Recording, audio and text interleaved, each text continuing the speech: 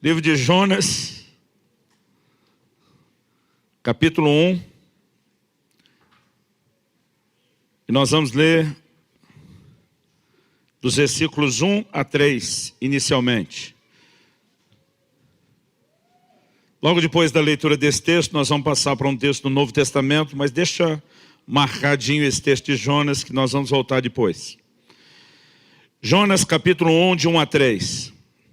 Diz assim o texto sagrado: Veio a palavra do Senhor a Jonas, filho de Amitai, dizendo: Dispõe-te, vai à grande cidade de Nínive e clama contra ela, porque a sua malícia subiu até mim. Jonas se dispôs, mas para fugir da presença do Senhor, para Tarsis. E tendo descido a Jope, achou um navio que ia para Tarsis. Pagou, pois, a sua passagem, embarcou nele para ir com eles para Tarsis, para longe da presença do Senhor. Nesse texto, a palavra de Deus destaca o fato de que o porto procurado por Jonas para fugir da presença do Senhor para Tarsis foi a cidade de Jope. Guarde o nome dessa cidade. Vá comigo para o livro de Atos dos Apóstolos, no capítulo 9, e nos versículos 42 e 43.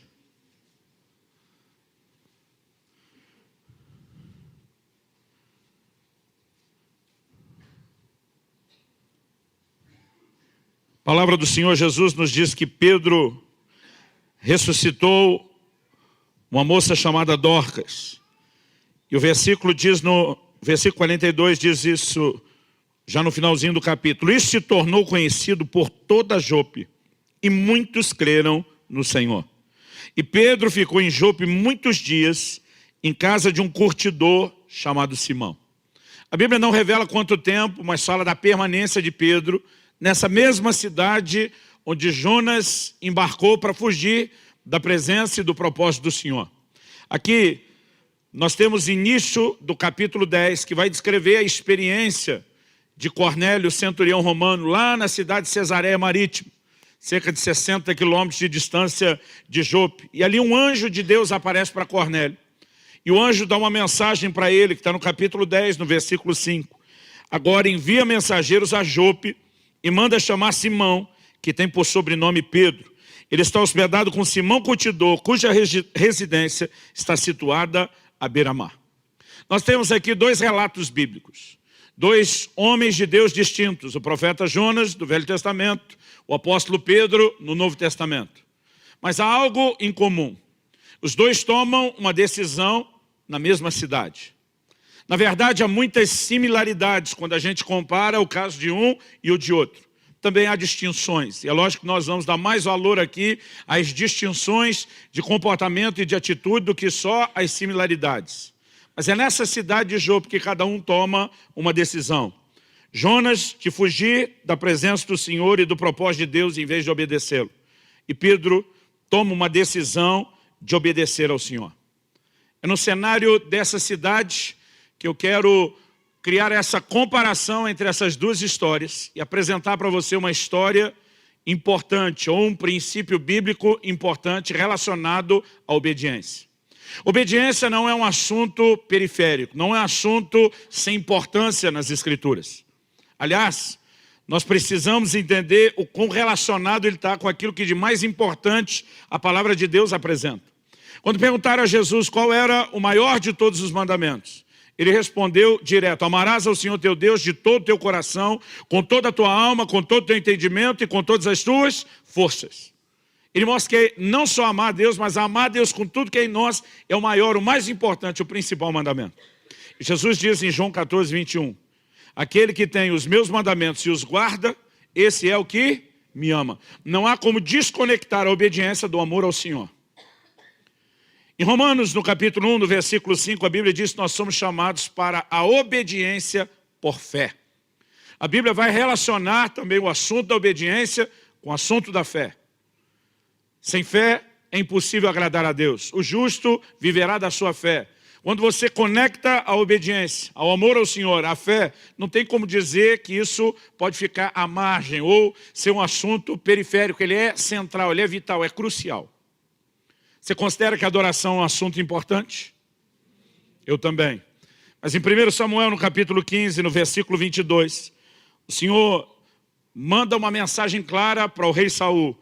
E ele diz: acaso tem o Senhor tanto prazer em holocaustos e em sacrifícios, quanto em que se obedeça a sua palavra? A Bíblia diz: eis que o obedecer é melhor do que o sacrificar. Em outros lugares, Deus fala claramente a respeito do assunto.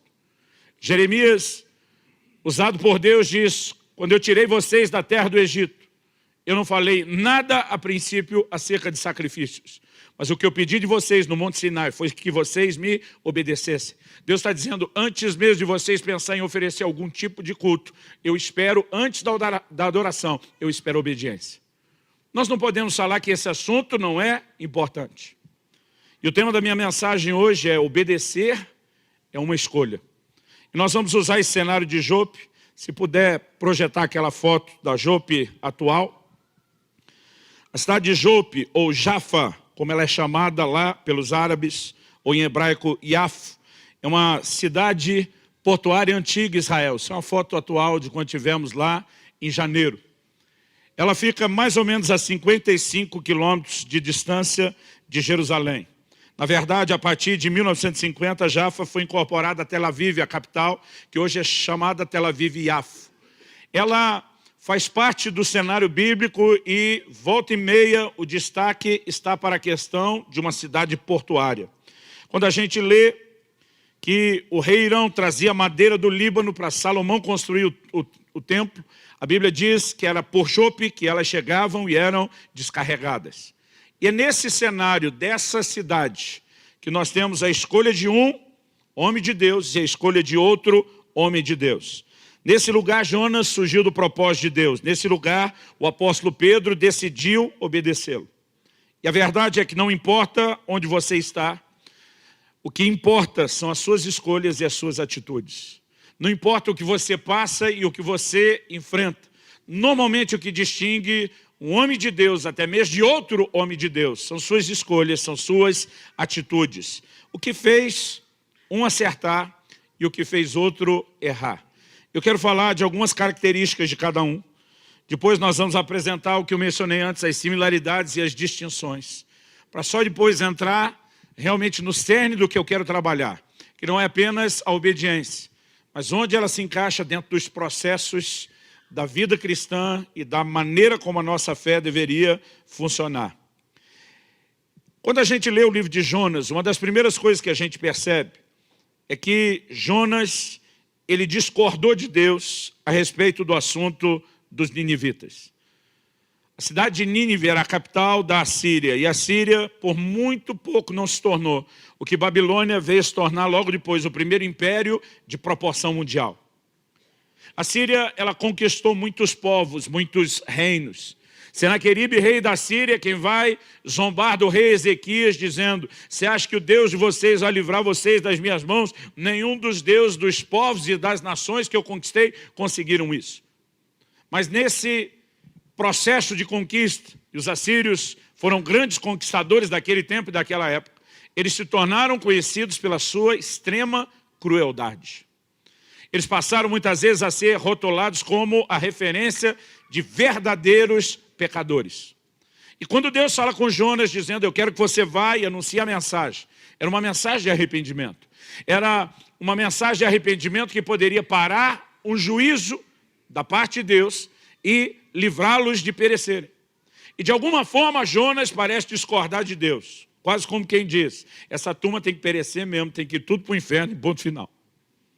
E Jonas se recusa a obedecer o chamado e a convocação de Deus. Inicialmente, o que nós temos aqui em Jonas é uma atitude de desobediência. E o que nós temos em Pedro é uma atitude de obediência. Aparentemente, diante dessa possibilidade de obedecer ou não, a gente imagina que só tem essas duas categorias. Ou você obedece, ou você desobedece. Daqui a pouco eu quero te mostrar que, na verdade, tem três opções. Porque uma delas, a primeira, ela se desdobra em dois aspectos distintos, que é obedecer por bem ou por mal. Mas daqui a pouco nós chegamos lá. Vamos voltar aqui na atitude de Jonas. A gente percebe que ele discordava de Deus e tinha suas próprias opiniões, aliás, diga-se de passagem, fortes opiniões a respeito dos ninivitas. O problema é que ele escolhe um trajeto doloroso, porque a desobediência nos privará de viver o melhor que Deus tem para as nossas vidas. Isso é fato, comprovado nas Escrituras e nas estatísticas de qualquer pessoa, né, da vida das pessoas que desobedecem a Deus. Eu gostaria de rapidamente ler o Salmo 81. E nós vamos ler, vamos lá, Salmo 81. Nós vamos começar do verso 10 e vamos até o 16. O Senhor diz assim: eu sou o Senhor teu Deus que te tirei da terra do Egito. Abre bem a tua boca e te encherei. Mas o meu povo não quis me escutar a voz e Israel não me atendeu. Assim deixei-o andar na teimosia do seu coração. Siga os seus próprios conselhos. Olha o desabafo de Deus no versículo 13. Ah, se o meu povo me escutasse. Se Israel andasse nos meus caminhos. Eu de pronto lhe abateria o inimigo e deitaria mão contra os seus adversários. Os que aborrecem ao Senhor se lhe submeteriam e isso duraria para sempre. Eu sustentaria com trigo mais fino e o saciaria com mel que escorre da rocha. Deus está dizendo: eu queria fazer o melhor por vocês, se vocês tão somente me escutassem. Se vocês tão somente me obedecessem. O Senhor diz: o padrão de vida de vocês, não só natural, não só emocional, mas principalmente espiritual, sairia daqui para as alturas.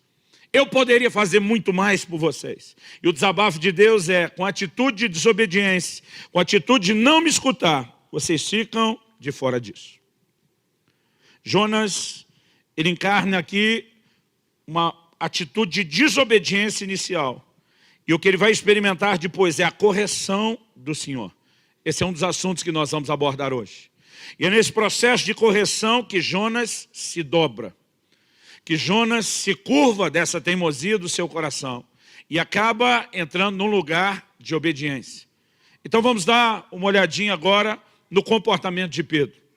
Porque talvez a gente imagine, bom, a dificuldade de Jonas é que ele tinha as suas relutâncias para aceitar a mensagem de Deus. Pois bem, o apóstolo Pedro também recebe uma mensagem de Deus. Antes dos homens que Cornélio enviou lá de Cesareia Marítima chegarem, o Espírito Santo começou a preparar o terreno, porque sabia que Pedro também daria trabalho para a missão que o Senhor queria lhe confiar. O capítulo 10 do livro de Atos é marcante na história da igreja, porque é o momento onde definitivamente a porta da salvação se abre aos gentios. O Senhor Jesus, ele usa uma expressão às vezes não entendida por alguns. Ele diz: eu vim para as ovelhas perdidas da casa de Israel. Aliás, João diz, ele veio para o que era seu. Os seus não receberam. Aí a Bíblia diz: mas a todos quantos o receberam. Essa oportunidade dos outros que não era o seu povo recebê-lo, ela vem depois. No livro de Romanos, Paulo diz: a salvação é para todo aquele que crê, para todos. Mas ele mostra que, embora não haja acepção de pessoas, há uma ordem. Ele diz: primeiro do judeu, depois do gentil. Até então os judeus serão alcançados com a pregação, com a palavra de Deus, com o evangelho. E agora é o momento onde a inclusão dos gentios está para começar. Pedro tem a honra, o privilégio de ser um instrumento de Deus, um ícone na história da igreja, num momento tão singular. Mas Deus sabe que ele também vai apresentar relutâncias. A palavra de Deus diz que ele estava com fome, pediu que lhe preparassem algo, enquanto isso subiu ao eirado para orar. E a Bíblia diz que enquanto ele orava, está lá no capítulo 10, você pode ler em detalhes depois, ele teve uma visão de um lençol que era baixado à terra. E nesse lençol tinha todo tipo de animais. E uma voz, que ele sabia ser a voz divina, numa experiência que ele sabia ser de Deus, diz: Pedro, levanta, mata e come. Aliás, uma visão interessante para quem está com fome, esperando que prepare a comida. Mas no momento que Deus fala isso, a resposta de Pedro é: de modo nenhum, Senhor. Ele não tem dúvida que é o Senhor falando. Mas ele diz: de modo nenhum. Basicamente ele está dizendo para Deus: nem você vai me fazer isso que está sendo pedido. Irmão, é assustadora a reação de Pedro. No entanto, nós precisamos compreender que há um pano de fundo por trás disso. A lei de Moisés determinava quais eram os animais puros para o consumo, quais eram os impuros. Ele, como um bom judeu, obediente à lei, dizia: eu não posso ultrapassar esse limite e comer. Aí a voz respondia: não chame você de impuro aquilo que Deus purificou. A Bíblia diz que essa experiência aconteceu por 3 vezes. Pedro sabe que, embora a visão seja muito clara e nítida, a ordem não é literal para comer esse tipo de alimento. E tanto o versículo 17 como o versículo 19 diz que Pedro, perplexo, meditava, querendo entender qual seria o significado da visão. Enquanto ele está tentando entender a visão, que o Espírito Santo fala com ele no versículo 20 de Atos 10. Dá uma conferida aí comigo. A Bíblia diz que o Senhor fala com ele da seguinte forma, da seguinte maneira.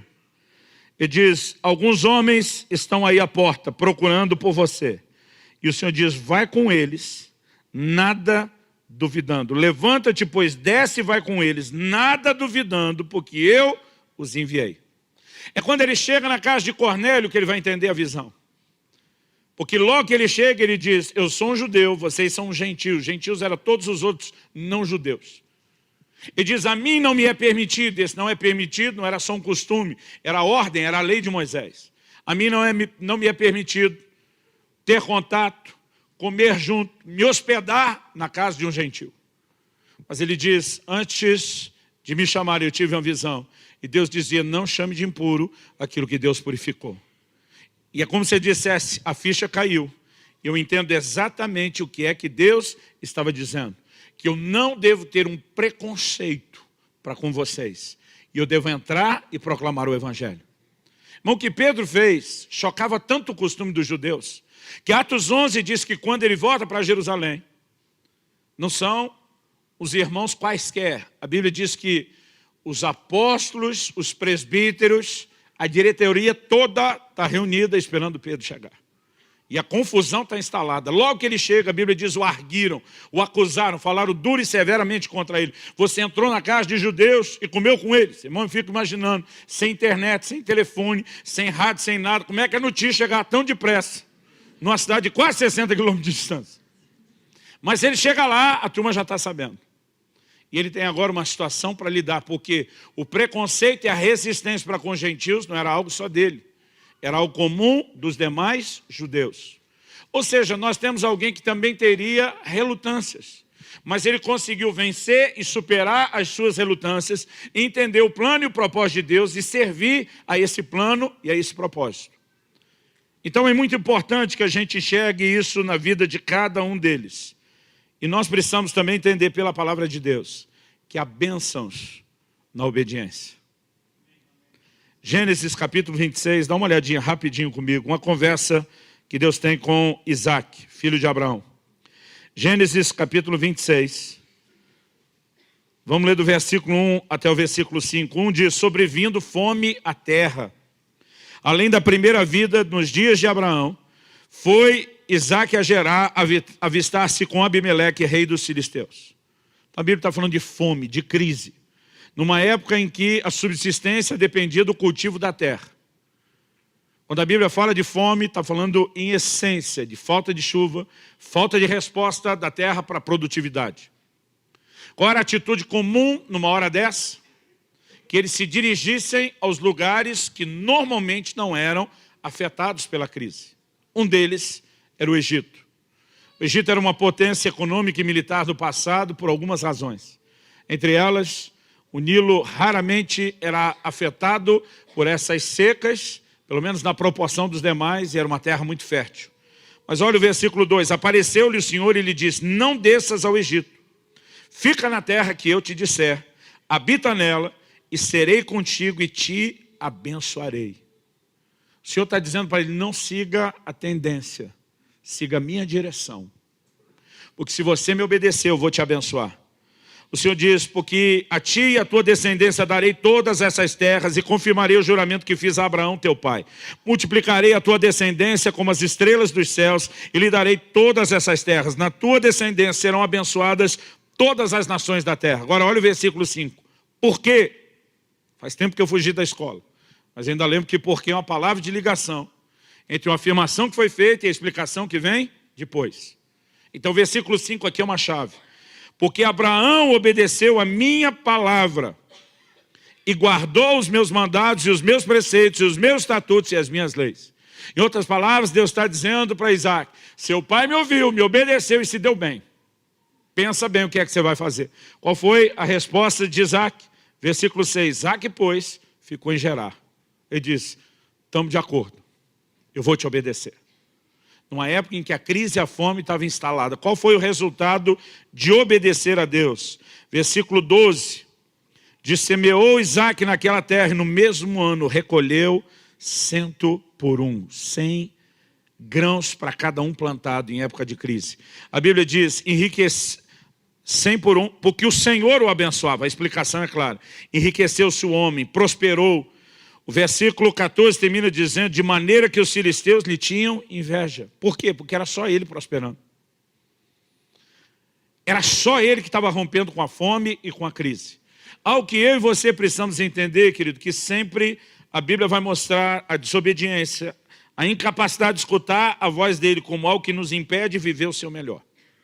E a Bíblia vai mostrar a obediência como caminho para o seu melhor.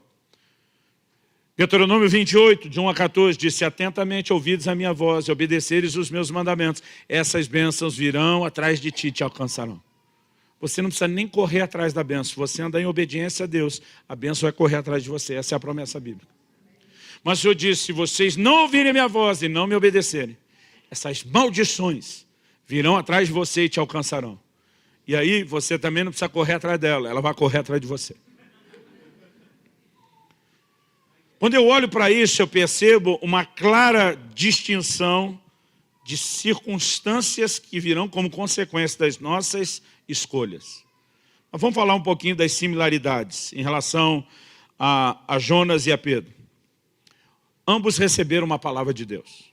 Ambos tinham uma missão de anunciar a palavra e levar o que podemos, figuradamente falando de Jonas, aplicar, levar a salvação para outros. Os dois tinham motivo para relutar o comando divino. Existia o que nós podemos chamar aqui de um certo preconceito ou resistência da parte de cada um. Jonas com os ninivitas, Pedro com os gentios. Isso é algo que eles têm em comum, além do lugar onde estavam. E no resultado final, ambos viram um avivamento. Jonas vê uma cidade se arrepender profundamente e ser poupada por Deus. O que diz, o livro de Jonas lhe causou um profundo desgosto, porque ele não queria que a mensagem tivesse funcionado. E quando Pedro chega na casa de Cornélio, não só a salvação para todo mundo, mas o Espírito de Deus cai, é derramado sobre todos eles. O resultado é o mesmo, avivamento. Isso poderia levar alguém a dizer, mas pastor, no final não deu tudo certo. Eu quero te mostrar que embora o chamado seja o mesmo e o resultado seja o mesmo, o processo de cada um foi completamente diferente. Jonas começa desobedecendo. E Deus dá a chance dele entrar na obediência. Porque ele não entrou na obediência voluntária, ele entrou naquela quase coercitiva, quase compulsória. Mas quando a gente olha, nós vamos ler a história de Jonas um pouquinho mais agora, nós vamos descobrir que Jonas sofreu com as circunstâncias até que obedecesse. E Pedro começou obedecendo. Ele não só não sofreu, como o pouco que surgiu em decorrência da sua obediência. Em Atos 11, quando tem aquela confusão com a liderança, há uma intervenção de Deus e todo mundo se apaziguou. Então a verdade é que os dois têm muitas similaridades, desde o chamado até o resultado, mas o processo é completamente distinto. E aqui eu quero que a gente possa analisar os processos. Vamos dar um pulinho de volta lá no livro de Jonas, no capítulo 1. Nós lemos do 1 ao 4, do 1 ao 3, então vamos ler agora Jonas 1, a partir do versículo 4. Ele comprou a sua passagem. Aliás, eu me lembro de alguns anos atrás, o apóstolo Glaucio Coraiola esteve aqui conosco, numa das primeiras edições do Caso Zadok. Eu me lembro de uma mensagem que ele pregou. O tema da mensagem era, quem está pagando a sua passagem? Ele dizia, quando você está no plano e no propósito de Deus, Deus te banca. Quando você está por conta, você se financia. E o preço que você vai pagar não é só o preço da passagem, é um preço bem mais caro. Vamos dar uma olhadinha nesse preço, além da passagem. Verso 4, mas o Senhor lançou sobre o mar um forte vento, e fez-se no mar uma grande tempestade, e o navio estava a ponto de se despedaçar. Quem que lançou sobre o mar o forte vento? O que diz o texto aí? O Senhor. Irmão, não foi coisa do cão, não foi coisa do diabo, não foi uma circunstância natural. Deus mesmo garantiu que essa tempestade viesse. É muito importante que você observe isso. Verso 5. Então os marinheiros, cheios de medo, clamavam cada um ao seu Deus e lançavam ao mar a carga que estava no navio, para o aliviarem do peso dela. Jonas, porém, havia descido ao porão e se deitado, e dormia profundamente. O bonitão causou isso tudo. Verso 6. Chegou-se a ele o mestre do navio e lhe disse: que se passa contigo? Agarrado no sono, essa é a versão mineira, agarrado no sono. Levanta-te, invoca o teu Deus. Talvez assim esse Deus se lembre de nós para que não pereçamos. E diziam uns aos outros: vinde e lancemos sortes para que saibamos por causa de quem nos sobreveio esse mal. Lançaram sortes e a sorte caiu sobre quem? Sobre Jonas. Então lhe disseram: declara-nos agora, por causa de quem nos sobreveio esse mal. Que ocupação é a tua? De onde vens? Qual a tua terra? De que povo és tu? Ele lhes respondeu: sou hebreu, e temo ao Senhor, o Deus do céu, que fez o mar e a terra. Interessante que ele nem se defende. Gente, esse sistema de sorte de vocês está errado.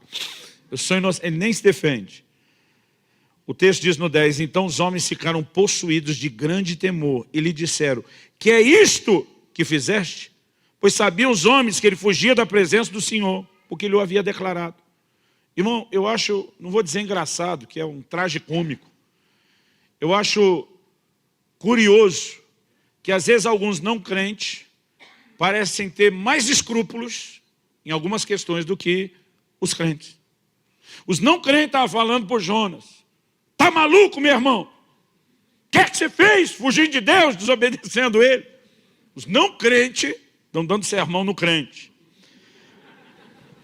Verso 11. Disseram-lhe: que te faremos para que o mar se nos acalme? Porque o mar ia se tornando cada vez mais tempestuoso. Repita isso comigo: cada vez mais. Esse tipo de tempestade, irmão, ela é progressiva. Ela só piora. Ela não resolve com oração, não resolve com jejum, não resolve com imposição de mãos, de pastor. Só tem um jeito de consertar: é mexer no cerne do problema, que é a rebelião. Respondeu eles: tomai-me e lançai-me ao mar, e o mar se aquietará, porque eu sei que por minha causa vos sobreveio essa grande tempestade. Ele não se defende, ele admite. Entretanto os homens remavam, esforçando-se por alcançar a terra, mas não podiam, porque o mar ia se tornando cada vez mais tempestuoso contra eles. Parece que era uma tempestade localizada. E ela tinha um alvo certo, era aquele barco. Jonas diz: gente, quer resolver a parada, me joga no mar. Eles a princípio não ouviram, porque isso significava a vida, o sangue dele. Mas o verso 14 diz: então clamaram ao Senhor e disseram: ah, Senhor, rogamos-te que não pereçamos por causa da vida desse homem, e não faças cair sobre nós esse sangue quanto a nós inocentes, porque tu, Senhor, fizeste como te aprovo. Basicamente ele está dizendo: não queremos que ele morra, mas também não queremos morrer por causa dele e com ele. Então eles dizem: perdoa aí, mas nós vamos fazer o que ele mandou. E o verso 15 diz que eles despacharam a carga. Levantaram a Jonas e o lançaram ao mar, e cessou o mar da sua fúria. Irmão, o Salmo 81, quando fala que Israel não ouve, Deus fala da teimosia do coração. Olha o nível, não só da rebeldia, mas da teimosia de Jonas. O cara está no mar. Você não se livra da embarcação no meio do mar, nem com o tempo bom. Está uma tempestade que nem quem está no barco está garantido sobreviver. Aí ele diz: me joga no mar. O que ele está dizendo? Me sacrifiquem. Eu vou morrer. Mas basicamente está dizendo para Deus: eu morro, mas não prego para aqueles ninivitas miseráveis. O bicho era turrão ou não era? E o texto diz que o lançaram e o mar cessou da sua fúria. Olha o 16. Temeram, pois, esses homens em extremo ao Senhor. Ofereceram sacrifício ao Senhor e fizeram votos. E quanto a Jonas? Deus olhou para ele e falou: é ruim que eu vou deixar você morrer tão depressa e tão fácil assim. E o verso 17 diz, e o Senhor deparou um grande peixe para que tragasse a Jonas. Esteve Jonas 3 dias e 3 noites no ventre do peixe. A gente tem a mania de dizer que foi uma baleia. Em lugar nenhum a Bíblia diz que foi uma baleia. A Bíblia só diz que foi um grande peixe. Eu sei que o que eu estou falando aqui é mera curiosidade, não é nada tão extremamente prático, mas você não vai encontrar nesse mar dessa região esse tipo de baleia que você conhece. E na maior parte das baleias o homem não entra e sai vivo dela. O que você vai encontrar naquela região, como um peixe grande, é o cachalote. E esse, há inúmeras evidências históricas de corpos de marinheiros e pescadores encontrados inteiros. Muito poucos e raros casos vivos, mas isso também tem acontecido. No entanto, como eu disse, o mais importante não é descobrir que tipo de peixe. Se a Bíblia dissesse que foi um lambari, eu ia acreditar. Embora a nova geração não saiba direito o que é um lambari. Peixezinho pequenininho. No momento que Deus manda o peixe, normalmente a gente pensa no peixe como juiz. Irmão, é lógico que a coisa ficou pior do que a tempestade. Você consegue imaginar o nível de conforto naquele cachalote naquela estadia de 3 dias e 3 noites, porque a Bíblia diz que foi 3 dias e 3 noites no ventre do peixe. Irmão, nunca fiz uma visita dessa, mas eu tenho certeza do desconforto. Olha só, verso 1 do capítulo 2. Então Jonas, do ventre do peixe, orou ao Senhor e diz, na minha angústia, clamei ao Senhor. Pensa num cara que quer morrer e Deus não deixa. E não só não deixa, mas deu a ele um trato daqueles. Isso aqui, irmão, não é nem só correção, é como alguns ultimamente vêm chamando, é um corretivo. É um jeito de falar daquela correção um pouquinho mais intensa. Verso 3, pois me lançaste no profundo, no coração dos mares, a corrente das águas me cercou, todas as tuas ondas e vagas passaram por cima de mim. Verso 5, as águas me cercaram até a alma, o abismo me rodeou e as algas se enrolaram na minha cabeça. Você consegue imaginar o estado de Jonas dentro do peixe? Verso 7, quando dentro de mim desfalecia a minha alma, eu me lembrei do Senhor e subiu a ti a minha oração. No verso 9 ele diz, mas com a voz do agradecimento eu te oferecerei sacrifício, o que votei, pagarei. Ao Senhor pertence a salvação. E aqui começa o conceito de Jonas. Resultado, verso 10. Falou, pois, o Senhor ao peixe, e este vomitou a Jonas na terra. Irmão, se foi desconfortável entrar e ficar, eu fico tentando imaginar essa saída. Mas o fato é que Jonas agora sai com a oportunidade de recomeçar. Quebradinho na sua teimosia. Quebradinho na sua rebeldia. E o capítulo 3 começa dizendo, veio a palavra do Senhor segunda vez a Jonas, dizendo, dispõe-te, vai à grande cidade de Nínive e proclama contra ela a mensagem que eu te digo. E a Bíblia diz, levantou-se, pois, Jonas e foi a Nínive. Aqui nós temos alguém que não obedeceu por bem, mas acabou obedecendo por mal, depois do aperto. Eu queria compartilhar algo importante aqui, porque às vezes a gente tem a tendência de enxergar só aquilo que nos interessa.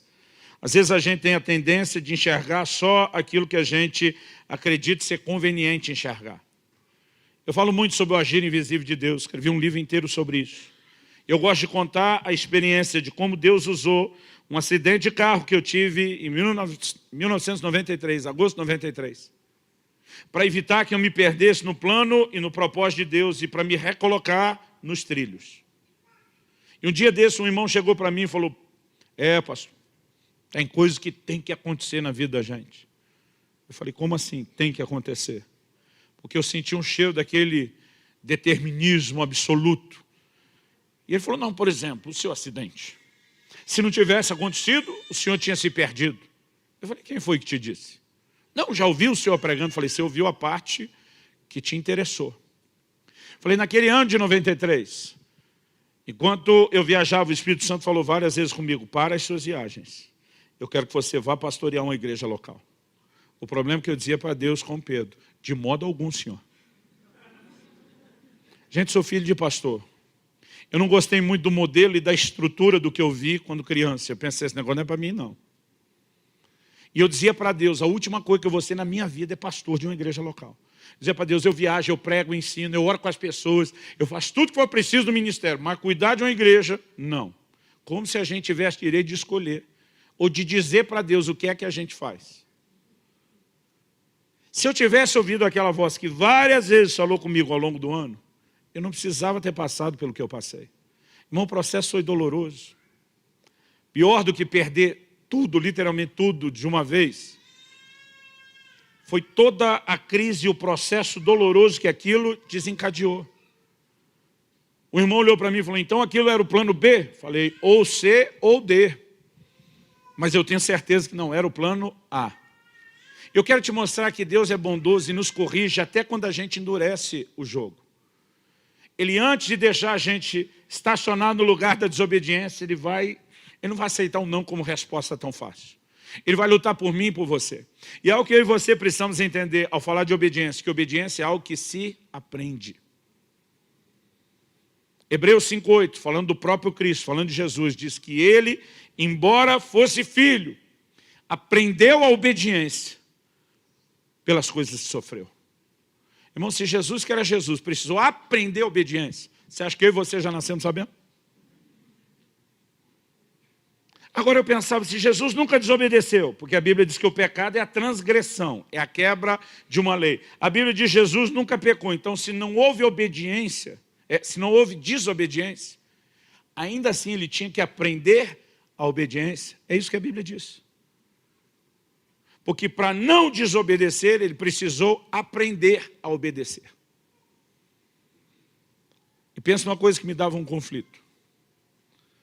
Mas eu quero te mostrar algo interessante em Filipenses, no capítulo 2. Vai comigo lá. Filipenses, capítulo 2, a partir do versículo 5.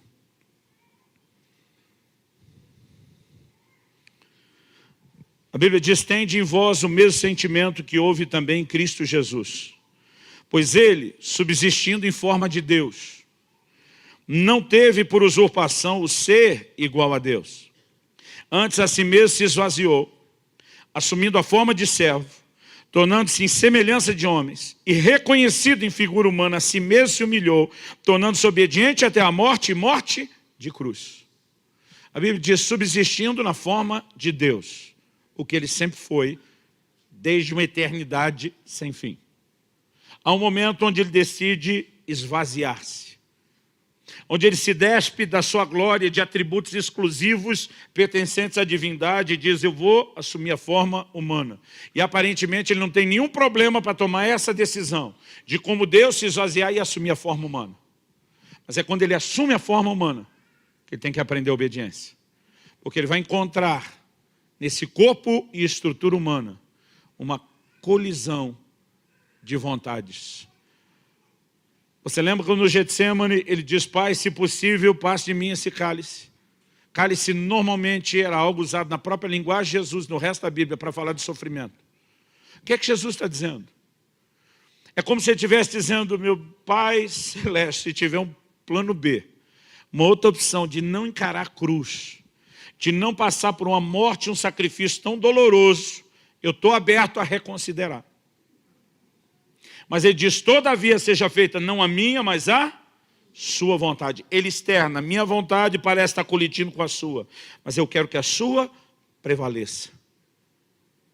E sujeitar a nossa vontade à vontade de Deus envolve sofrimento. Não é um sofrimento físico, mas é algo interior.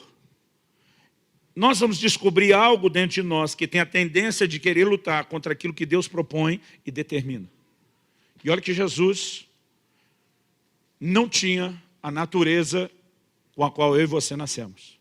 Mas ele teve que aprender a obediência. Isso significa o quê, querido? Que isso é algo que eu e você também precisamos dar atenção, também precisamos entender e também precisamos aprender.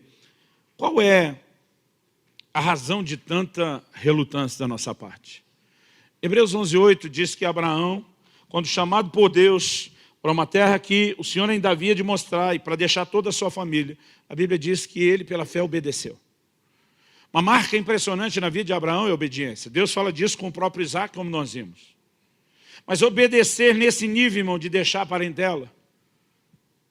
Eu não vou dizer que não é doído, eu passei por isso aos 18 anos de idade, quando Deus me mandou deixar a casa dos meus pais e vim para o Paraná. Eu vou dizer que, embora seja doído, certamente não foi o que de mais doído Abraão passou. Para mim, o que de mais doído ele passou. Está descrito lá em Hebreus, no capítulo 11, vai lá comigo. Hebreus, capítulo 11, dos versículos 17 até o 19. A Escritura Sagrada diz assim: pela fé Abraão, quando posto à prova, ofereceu Isaque. Estava mesmo para sacrificar o seu unigênito, aquele que acolheu alegremente as promessas. Guarda essa frase também: acolheu alegremente as promessas. A quem se tinha dito: em Isaque será chamada a tua descendência. Porque considerou que Deus era poderoso até para ressuscitá-lo dentre os mortos, de onde também figuradamente o recobrou. Não vamos pensar qual é o motivo da nossa relutância. Por que Jonas relutou em obedecer a Deus? Basicamente, é como se ele dissesse para Deus: o senhor está errado a respeito dos ninivitas. É muita presunção achar que quem sabe é a gente e não Deus. Quando Pedro começa a dizer: de modo algum, Senhor, qual é a reação interior? Eu não sei o que eles pensaram, irmão. Eu vou te dizer o que talvez eu pensaria, tentando me colocar no lugar deles. Ia dizer: Deus, bateu alguma bipolaridade em você?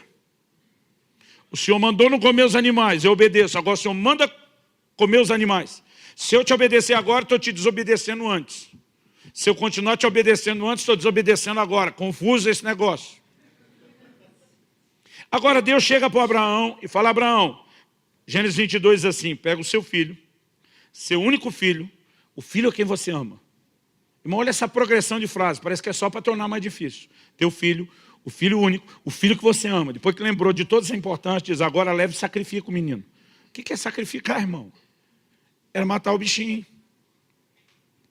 Agora, faz sentido? Em primeiro lugar, Deus proibiu o sacrifício humano na Escritura. Em segundo, o Abraão não podia ter filho, chegou aos 75 anos de idade, incapacitado, e Deus começa a dar promessa: eu vou fazer um milagre. E para não deixar dúvida que era Deus, esperou 25 anos. Quando o velhinho está com 100 anos de idade, Deus diz: agora eu vou fazer um milagre, para você ter certeza que fui eu. E agora Deus dá um milagre para Abraão, um filho. E não bastasse o milagre, ele começa a fazer promessas: em Isaque será chamada a tua descendência. Eu vou fazer algo na sua linhagem que vai transbordar para a terra toda. Vocês vão ver todas as nações ser abençoadas por causa da família de vocês. A Bíblia diz que ele acolheu alegremente as promessas. Ele começa a sonhar com o futuro, com a posteridade, com a obra de Deus na terra. Agora Deus diz: pega o menino do milagre que você não podia ter, foi eu que dei. Pega o menino em quem eu prometi que tudo vai acontecer e mata ele. Irmão, não sei você. O sentimento de: Deus, o Senhor está batendo bem das ideias. O sentimento surge. Irmão, não fique com medo, não estou falando mal de Deus, não. Eu estou aqui para defender que Ele é fiel, Ele é justo, Ele não erra. Eu estou falando do nosso sentimento. Agora, onde se manifesta a fé de Abraão? A Bíblia diz que Abraão cria que Deus podia ressuscitar seu filho dos mortos. O que Abraão entendeu? Se tem alguém que não erra, é Deus. Se o que ele está pedindo parece uma maluquice, não me interessa, não sou eu que estou na posição de julgar Deus, ou de dizer para Deus como é que Ele faz as coisas, porque às vezes nós queremos assumir esse lugar. O livro de Romanos diz: pode por acaso o barro dizer ao oleiro como é que ele deve fazer? Foi essa a tentativa primeiro dos amigos de Jó atacando ele, depois do Jó questionando Deus. Quando chega no capítulo 38, Deus dá uma carteirada de Deus na cara de Jó. E diz: onde estavas tu quando eu lançava os fundamentos da terra? E aí Deus começa a falar de coisas extraordinárias da criação e diz: me explica isso, disserta sobre isso, vamos conversar com isso para ver se você mantém o nível. O que é que Deus está tentando dizer para Jó? Quem é que entende esse negócio? Sou eu. Não tem ninguém melhor do que eu para estar gerenciando todas as coisas.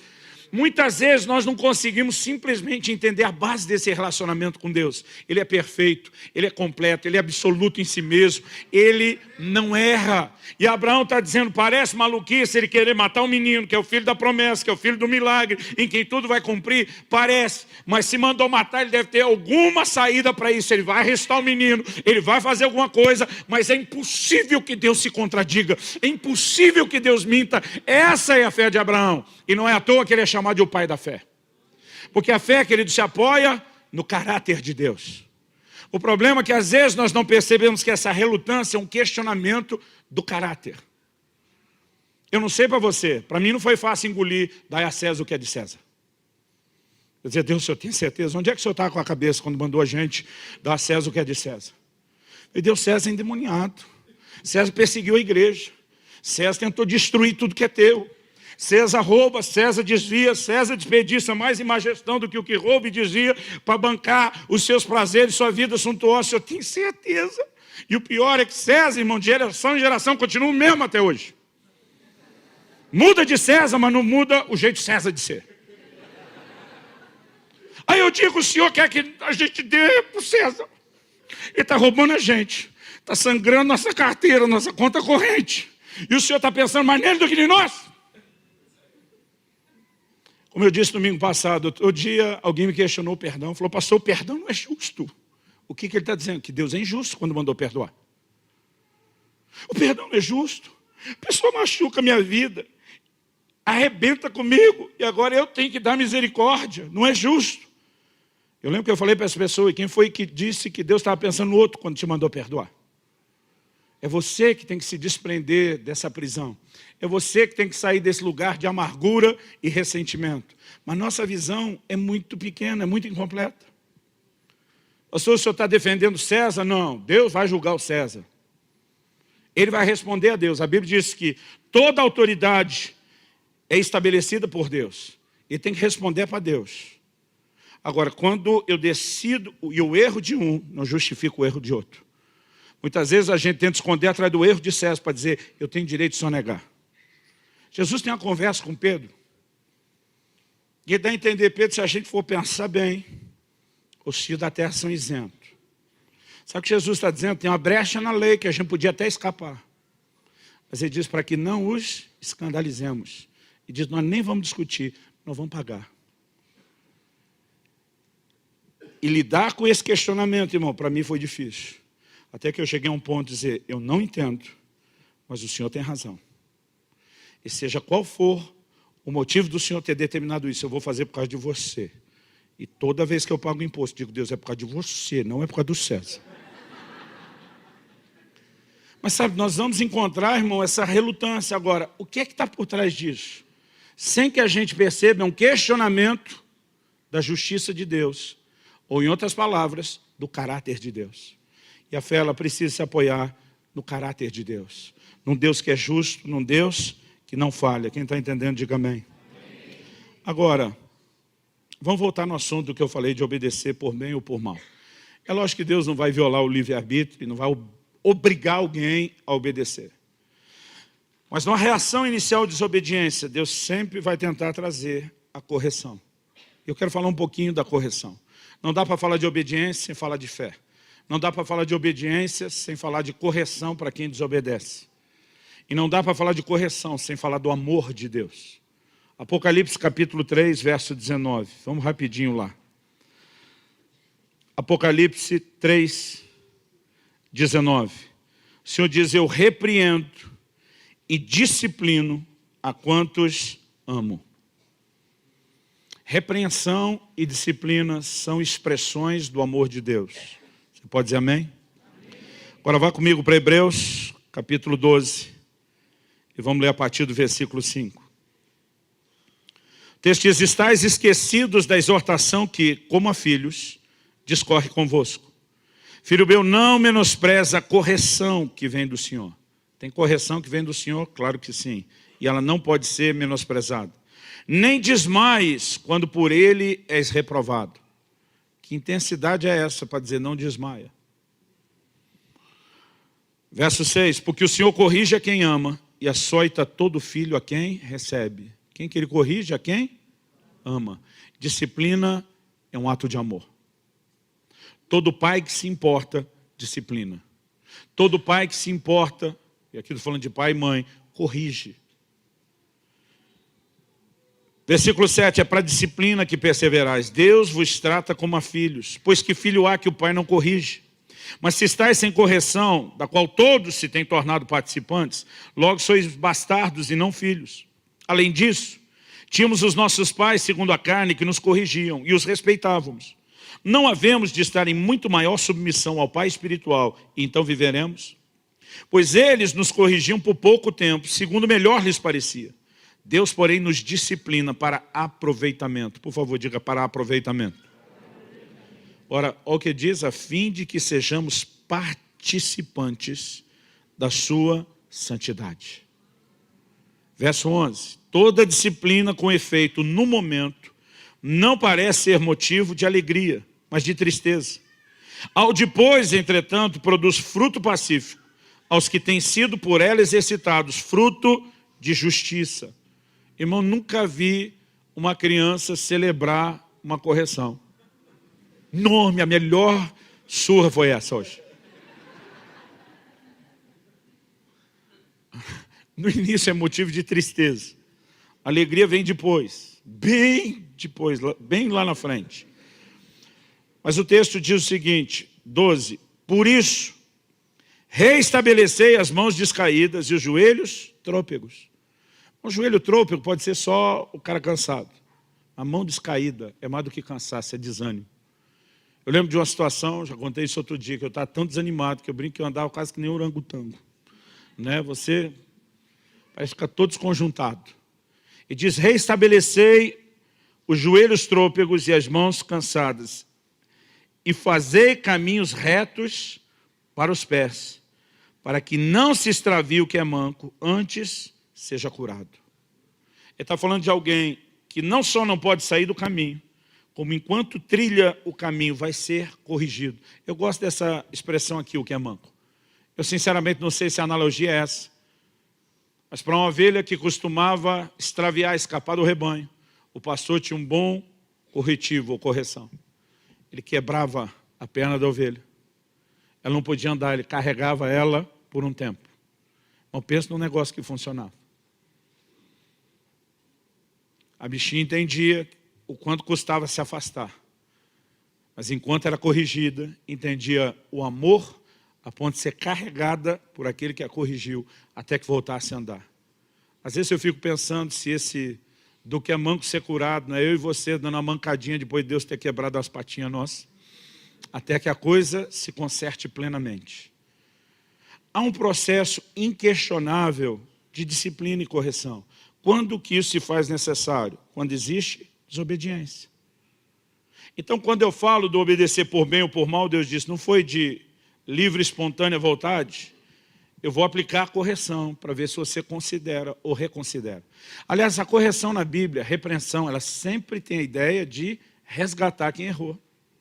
Em Mateus 18 diz, se o teu irmão, Jesus disse, se o teu irmão pecar contra ti, vai e repreende, vai você e ele sozinho, repreende ele. Se ele te ouvir, Jesus diz assim, ganhaste a teu irmão. Qual era a ideia? É ganhar, não é espanar. Aliás, Paulo diz a Timóteo, corrige na expectativa que Deus conceda arrependimento. É sempre uma tentativa de recuperar. Mas se ele não ouvir, Jesus diz, volta com 2 ou 3 testemunhas. Se ele ouvir você com as testemunhas, ganhaste o teu irmão. Que era a ideia desde o início. Não aconteceu no primeiro nível, vamos tentar numa segunda instância. E se ele não ouvir, leva o caso para a igreja. E se ele ouvir agora a igreja, ganhaste o teu irmão. E se não ouvir, considera gentil e publicano, desliga. Há um momento onde o mais alto nível de disciplina pode ser aplicado, que é desligar alguém da nossa comunhão. Mas até quando se chega a esse nível extremo, em 1 Coríntios 5, quando Paulo está tratando o caso do imoral lá da igreja de Corinto, ele diz, vocês ainda tão orgulhosos e não expulsaram do vosso meio quem tamanho ultraje praticou. O que ele está dizendo? Esse nível de disciplina tinha que chegar a esse ponto extremo, porque ele não aceitou nenhuma tentativa de recuperação. Mas até quando chega, Paulo diz, reunidos vós e o meu espírito, seja o tal, falando de tal pessoa, entregue a Satanás para a destruição da carne. Paulo não está agora só desligando ele da comunhão. Está dizendo, nós removemos a cobertura espiritual, a proteção. Nós o entregamos na mão do inimigo para ser julgado. Que isso, Paulo? Retaliação, vingança? Ele diz, não, para que o espírito seja salvo no dia do Senhor. está dizendo, quem sabe se debaixo de um juízo tão intenso, extremo como esse, não haja o arrependimento que pelo menos garanta a salvação do seu espírito, ainda que ele vai permanecer com o corpo debaixo de ataque do inimigo. Os mais severos juízos, aliás, quase sempre que você vê maldição no contexto da Bíblia, não é para o não crente, é para o crente. Não é para quem não é povo de Deus, é para o povo de Deus. Ageu 2,17, o Senhor diz, foi eu que feri vocês, e não houve entre vós quem se voltasse para mim. O que é que Deus está dizendo? O propósito era gerar arrependimento, para que vocês reconsiderassem. A correção é um ato do amor de Deus. E ela tem o propósito de fazer o homem reconsiderar a decisão da desobediência. E ela pode reverter um resultado final. Jonas termina a história dele com avivamento. No entanto, o processo dele foi bem mais doloroso do que se ele tivesse escolhido a obediência desde o início, desde o princípio. Quando a gente fala da correção de Deus, querido, é importante entender como essa correção se manifesta. Às vezes você lê um texto sozinho, você pode ter uma impressão, e se tinha um texto que me assustava, era este de Salmo 39:11. Você pode ter uma impressão incompleta. Salmo 39:11 diz, quando castigas um homem com repreensões por causa da iniquidade, destróis nele como traça o que tem de precioso. Eu ficava pensando, se eu vacilar, Deus vai vir para cima de mim e acabar com a minha raça. Agora, aqui Deus está falando de iniquidade, Deus está falando de pecado, pecado que não houve arrependimento, pecado que não houve conserto. Então a correção começa a ser aplicada. Deus sabe tocar naquilo que mexe com o homem. Aliás, vá comigo para o Salmo 119. Salmo 119. O versículo que eu quero destacar é o 67, mas nós vamos ler do 66 ao 68, para formar aí uma ideia maior. Ele diz assim, ensina-me bom juízo e conhecimento, pois creio nos teus mandamentos. Olha o 67, antes de ser afligido, andava errado, mas agora guardo a tua palavra. Antes de ser afligido, de passar por aflições, eu andava errado. Desobedeci, saí do caminho. Mas quando o Senhor trouxe a correção, ou como diriam alguns, para falar da intensidade, o corretivo, quando o Senhor trouxe a correção, algo mudou e diz, agora, depois da aflição, eu guardo a tua palavra. Verso 68, tu és bom e fazes o bem, ensina-me os teus decretos. Ele começa falando de um respeito à palavra. Ele fala da aflição que veio por desobedecer à palavra. Mas agora ele começa a destacar, o Senhor é bom. Sabe o que ele está dizendo? Mesmo quando me corrigiu, o Senhor nunca estava agindo vingativamente. O Senhor só queria me restaurar. O Senhor é bom e fazes o bem. Até quando corrige, o Senhor faz o bem. Há um momento depois da correção, querido, onde a gente consegue olhar corretamente para quem Deus é. Entender o seu caráter, entender qual é a devida resposta que eu e você precisamos dar ao Senhor. O único cuidado que precisamos ter é que a gente não vire alguém parecido com aqueles amigos de Jó. Porque se quando alguém desobedece, inevitavelmente virá as correções, porque são consequências, e na Bíblia você vai ver isso. A Bíblia mostra Jesus falando para alguém que tinha sido curado, vai e não peques mais, para que não te suceda coisa pior. Então há situações onde o pecado gerou a consequência. Eu disse, estou intervindo. Mas se você voltar naquela causa de tudo isso, o efeito volta e volta pior do que estava antes. É inevitável que o pecado gere consequência. O problema é que muitas vezes a gente tenta fazer análise inversa. Onde a gente acha problema, a gente já quer julgar que é pecado. Foi o que os amigos de Jó fizeram com ele. Você tem que ter pecado. Você não pode estar passando por tudo isso sem ter pecado. Agora, irmão, vamos falar sério. Às vezes a gente está tentando provar para essa pessoa que ela pecou. E tem gente que está lá, mas eu não sei se eu pequei. Das duas, uma. Ou ela não pecou mesmo, ou é alguém que é descaradamente mentiroso. Não tem outra opção, além dessas duas. Por quê, querido? Não tem como você pecar e não saber que pecou. Não, devo ter pecado sem querer, distraído. Mas se pequei, não lembro. Como que alguém desobedece e não sabe que desobedeceu?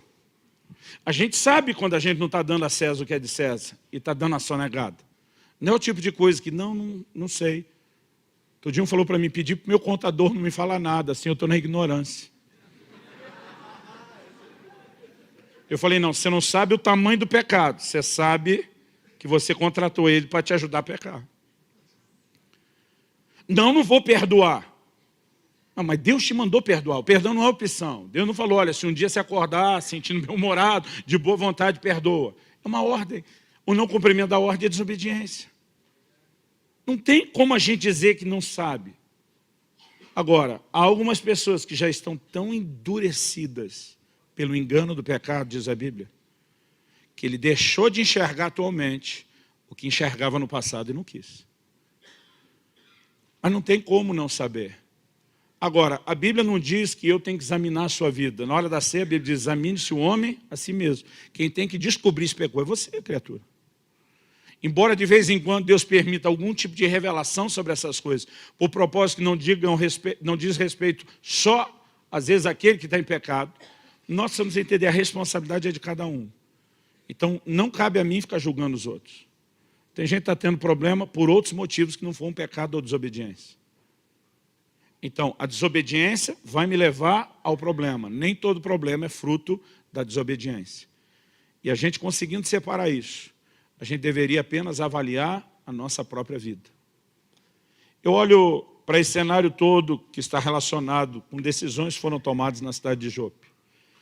E eu quero terminar chamando a sua atenção para algo. Além do fato de que Jonas e Pedro, embora tiveram os mesmos resultados, tiveram processos bem diferentes, que nos ensinam que a obediência é o melhor caminho. Algo interessante, isso não é necessariamente aqui doutrina, mas eu quero dar esse dado só para tentar manter em você a imagem correta, que é o desfecho que eu quero sobre a obediência. O significado da palavra Jope no hebraico é formoso. Acredita-se que esse nome foi dado à cidade por causa do brilho do sol que refletia nos seus edifícios. A verdade é que eu quero pegar só esse significado de Jope, que é o lugar onde cada um tomou a decisão, e pedir que você tente terminar guardando isso na sua mente. Uma das coisas que mais chamam a atenção de Deus, nós podemos dizer que é formoso, é algo precioso aos seus olhos, é a disposição do homem de andar em obediência. Lembrando 1 Samuel 15, 22, e agora eu vou citar o 23, antes eu li o 22. Acaso tem o Senhor tanto prazer em holocaustos e sacrifícios, quanto em que se obedeça a sua palavra? A obediência é melhor do que o sacrifício, e a submissão é melhor do que a gordura de carneiros, pois a rebelião é como o pecado de feitiçaria, e a arrogância como o mal da idolatria. Eu estava agora na Ásia, e uma coisa que me revoltou principalmente na Tailândia, a quantidade de ídolos e altares que você vê em todos os lugares. Eu me lembrei de quando a Bíblia diz que Paulo em Atenas, seu espírito se revoltava. Tem coisa que deixa a gente indignado. Às vezes você olha para alguém envolvido na feitiçaria e no oculto, e você pensa, meu Deus, é muita cegueira. Só que a gente consegue se indignar vendo isso na vida de outros, mas aceitar na nossa vida a rebelião, a voz de Deus, sem entender que Deus está dizendo que você está tão estragado quanto. Você está tão feio na fita quanto. Rebelião é como pecado de feitiçaria. Deus está dizendo, a sua incapacidade de se submeter te coloca no mesmo lugar de quem está praticando a idolatria. Isso precisa trazer peso ao nosso coração e a forma como nós mensuramos o relacionamento com Deus. Há momentos, querido, que nós vamos viver as nossas versões dessa resistência. Quando Deus dizia para mim, eu quero que você pare tudo e vá pastorear, me parecia aquele sentimento que eu falei, da bipolaridade. Falei, Deus, estou te entendendo. Desde a minha adolescência, o Senhor me chamou e o Senhor deixou claro que o chamado envolvia correr a minha nação toda e por muitas nações. Eu não vou parar. Porque aquilo parecia contraditório. A experiência que eu fui ter lá na frente foi entender por que Deus queria me parar naquele momento, não para sempre. Eu lembro quando o Senhor me deu uma palavra depois do acidente, dizendo que se o ministério seguisse crescendo daquela forma, sem estrutura interior, que faltava. Eu iria sucumbir debaixo do peso do sucesso. Eu lembro que o Senhor disse, Satanás queria pará-lo porque eu via como uma ameaça. Mas ele precisava me parar para não me perder, para me poupar. A Kelly outro dia estava mostrando para os nossos filhos as cartas do nosso relacionamento, da época que a gente namorou por carta. E ela falou, Luciano, impressionante. Eu lendo aquelas cartas, é impressionante como você sabia, com toda clareza, desde aquela época, para onde você estava indo. É de você sabia o que Deus te chamou, você sabia o que tinha que construir, no que você tinha que trabalhar. E você via com clareza para onde a coisa ia. O que eu às vezes não conseguia entender eram os tempos e os processos. Então, durante 3 anos, eu viajei que nem um doido e dizia, não vou pastorear. Quando Deus diz, para, porque eu quero que você faça isso. Parecia uma contradição. Agora, irmão, não é ele que tem que ter razão? Deus está dizendo que você vai parar por um tempo, até que chegue a hora que eu te libere novamente. Eu olho para trás hoje, uma das melhores coisas que me aconteceu, até para poder servir o corpo de Cristo, foi o ministério pastoral. Mas lá atrás eu dizia, não quero isso. Porque em algum momento a gente acaba achando que sabe mais e que a gente pode ensinar Deus a ser Deus.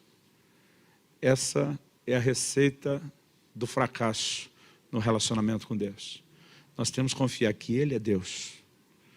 E pense em alguém que manja de ser Deus, é Ele mesmo. Vamos ficar em pé, vamos orar.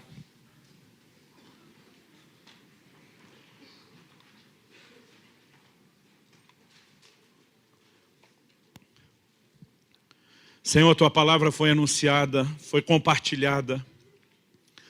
Mas nós precisamos mais do que só pensar a respeito do assunto, ou mesmo concordar.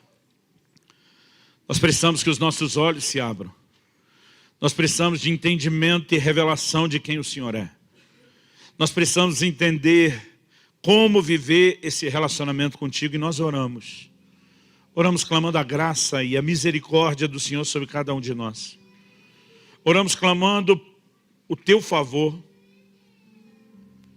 Eu oro que para aqueles que já têm feito escolhas firmes, claras, práticas a respeito da obediência, que isso se consolide ainda mais e que eles aprendam cada vez mais a obediência. Eu oro que aqueles que em algum momento fizeram escolhas de desobediência, recebam luz e graça suficiente para que se arrependam, para que possam estabelecer consertos. Alguns de nós, apesar de termos a oportunidade de consertar, iremos ter um processo talvez um pouco mais doloroso por não ter escolhido o correto antes, mas ainda podemos ter os mesmos resultados. E nós oramos que isso não seja abortado, que isso não nos seja roubado. Ajuda-nos, Senhor. Nós oramos que não só aqui, não só agora, não só neste lugar, mas a partir de agora, que o Senhor manifeste graça, que o Senhor trabalhe em nós e nos leve a esse lugar de obediência. Onde não apenas escolhemos a obediência, mas entendemos o que é essa escolha. Aprendemos o que envolve essa escolha e as suas consequências. Ajuda-nos, Senhor. Nós oramos em nome de Jesus. Em nome de Jesus.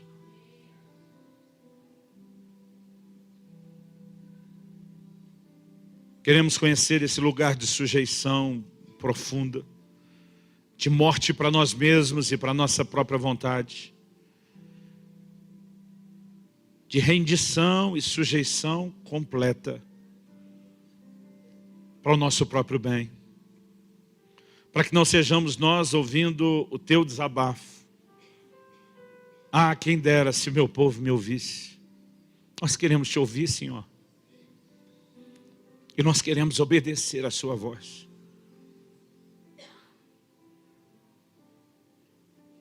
Não nos permita, ao sair desse lugar, como o Senhor disse na parábola do semeador, não permita que as aves dos céus, os demônios, como o Senhor bem interpretou, não permita que eles roubem a semente que foi lançada no nosso coração aqui e agora. Que ela seja devidamente cultivada, regada pelo Senhor, para que produza os seus frutos. Nós oramos em nome de Jesus. Se você crê e concorda, diga amém.